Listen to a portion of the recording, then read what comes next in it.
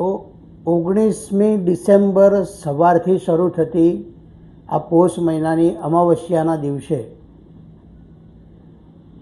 આપણે સવારમાં ઉઠી બ્રહ્મ મુહૂર્તની અંદર સૂર્યને સાકર અને દૂધના પાણીથી અર્ઘ આપવું. એ આપ્યા પછી શિવ મંદિર અથવા તો નદી કિનારે જ્યાં પીપળનું ઝાડ હોય ત્યાં ઘીનો દીવો કરવો.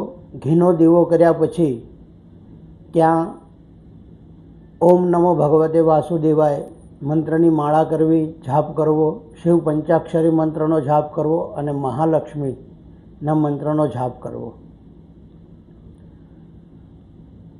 ઓમ નમો ભગવતે વાસુદેવાય નારાયણનો મંત્ર, ઓમ નમઃ શિવાય શિવનો મંત્ર અને ઓમ શ્રીમ શ્રીમ મહાલક્ષ્મી નમઃ આ 3 મંત્રના જાપ કરવા. જાપ કર્યા બાદ તેની પ્રદક્ષિણા કરી અને શિવ મંદિરમાં જવું. શિવ મંદિરની અંદર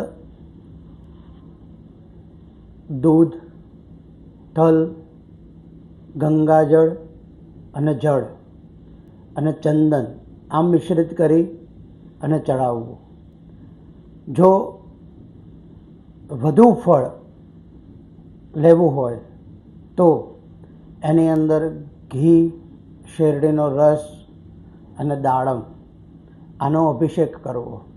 ત્યારબાદ ઘરે જતાં દરિદ્ર નારાયણને જમવા માટે એક કાચું સીધું આપવું અને એ સીધું આપી અને ઉપર ફળ એટલે કે ઋતુકાલ ફળ આપવું, કોઈ પણ ફ્રૂટ, અને ઉપર દક્ષિણા આપવી.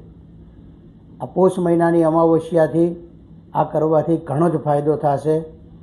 હર મહાદેવ, જય ગાયત્રી.